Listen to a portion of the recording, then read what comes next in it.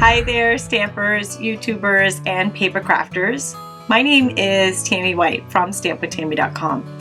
And today is an exciting day for multiple reasons. The biggest is that it's my Stampin' Up! Demonstrator group's blog hop, and our theme this month is Christmas projects. So I'm going to show you how to make my blog hop project today. It's for this gorgeous tea light votive, which you could also fill with candy and treats and use for favors, party favors, wedding favors. It is absolutely stunning in person. And you're going to want to stay tuned to the end of the video where I'm going to share our blog hop giveaway and how you can enter to win it for free. And you're going to want to pop on over to my blog for two reasons. One is that I have the free PDF and all the products that I'm using today are available there. And two is that you can take the blog hop tour there and see all of the amazing holiday projects my group is sharing. Okay, let's get started. And here's our tea light votive up close. Absolutely stunning and so easy to make. My original inspiration came from German demonstrator Ela Astor, and I swapped her idea up with the gold foil just to really make a wow fancy box. This would make a great wedding favor box too. The main supplies I used to create the box were the detailed floral thinlits and the popcorn box die from Stampin' Up. And with these two pieces, this box is super easy. And you can download the free PDF on my stampwithtami.com blog simply by going to this URL or clicking in the link in the YouTube description below. And you can also purchase these supplies on my blog as well. I have measurements on the free PDF. So I'm starting with Stampin' Up's gold foil. So I've got the Big Shot platform, the thin die adapter, and the precision base plate. Our gold foil cardstock. We're going to place the die down and also the top edge. There's two pieces here. Now, I'm going to take a Post-it note and just place it over the two so the little sticky part will hold those down so they don't wiggle around. The precision base plate acts as one of the cutting pads, so we only need one cutting pad for the top.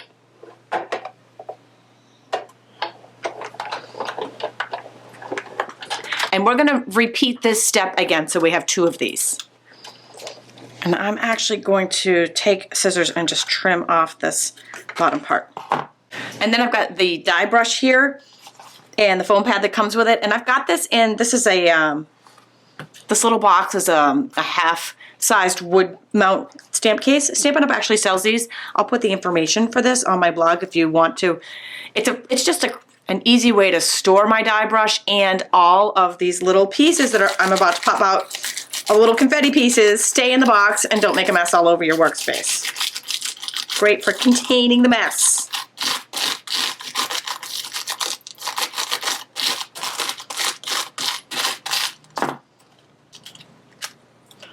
Now that just pops right off. Oh, it's just beautiful. So beautiful. See what I mean about containing the mess? Throw that in the trash. I just took the die brush and ran them over those little naughty pieces that didn't come out again. Or you can take your paper piercer and poke them. Either way. Now when I was working directly on the foil, I did use the die brush on the back of the foil, so it didn't get scratch marks on the front. It's so beautiful and easy to make. So we're going to repeat this step so we have two of these. Okay, next we're going to take these two pieces. I'm going to attach it to some Stampin' Up! Vellum cardstock. Now it's important that you use the cardstock vellum because it's thicker and you want your box to be sturdy and strong. So for adhesive here, you can use your adhesive of choice. We have both a fine tip glue pen that would work awesome. We have the liquid glue that works great too. Those are both in my online store. For those of you who follow my videos, you know I am a snail adhesive-aholic. So the snail is an adhesive that runs out. It's like double-sided tape. And when you look at this beautiful piece, you think, oh my gosh, there are a lot of holes there, right? And you can totally see the snail through some of it. But if you take your paper piercer tool and just pop anywhere you see that adhesive, it pops right out. And then you don't even see it on your finished project. So this is just how I do it. Either the fine tip glue pen or the liquid adhesive also work great. Once you've got your adhesive on there, we're going to place that almost an inch, roughly an inch up from the bottom. I'll do that with both of them. I've got the Sizzix Big Shot back in here with the magnetic platform. We'll put one cutting pad down. I'm going to do these one at a time. I'm lining the bottom edge of the popcorn box die flap there up with the bottom edge of the vellum. I'm going to put a cutting pad on top and crank that through. Do each one of these individually. And so that just peels right out of the die. So this is our leftover cardstock. And when I give you the dimensions, I'll give you a little bit smaller piece of vellum there. And there's part one. And repeat for part two.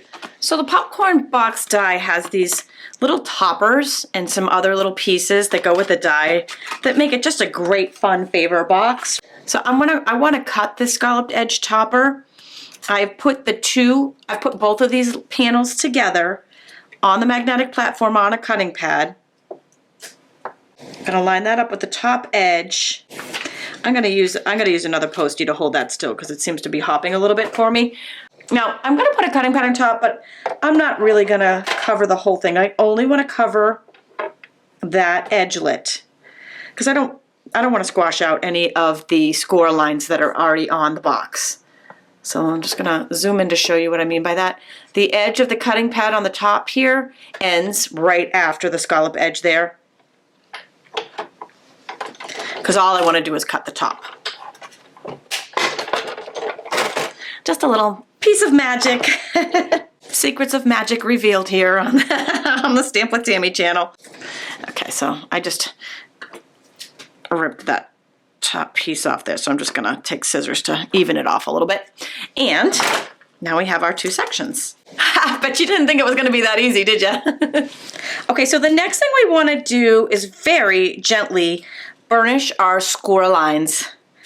Some of this gold foil on the edges here, it splits from the score line. That's totally fine. As long as you have good adhesive on the back, that will not hurt anything. And now for some assembly. We're gonna use Stampin' Up! Tear tape for assembly because it's very strong and it's strong enough to keep this box together. And it's easy, you just tear off the bottom and then just peel off your protective backing and you're good to go. So we're going to layer these two together and make one piece out of them. Isn't it awesome? It's not even put together yet and it's already beautiful. And here's a little trick too.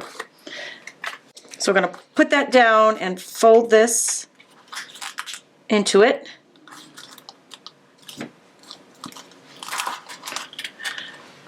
And there you go. So now for the bottom. I watched the video on how to install the bottom of this and boy, I didn't get it. So I'm going to show you how I put my bottom together because I thought it looked cool. You're going to put a little bit of adhesive on the inside of those two pieces. And I'm pretty sure this was not how the box was meant to be put together, but it is the way I liked the look of the bottom. So then I'm just going to peel off the protective backing, and that's our bottom of our box. If you didn't already need those detailed florals and popcorn box dies, you do now because wow, so easy, so fun. If it's for a decoration or a party favor, doesn't matter.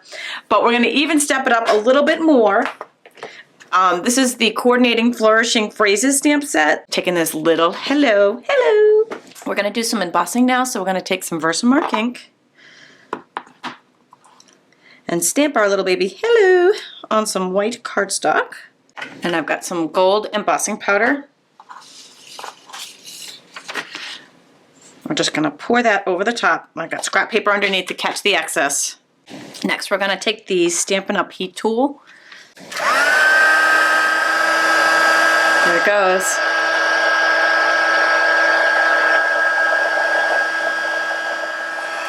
Awesome. That is totally one of my favorite things. That is totally right there. That is like magic. I love heat embossing.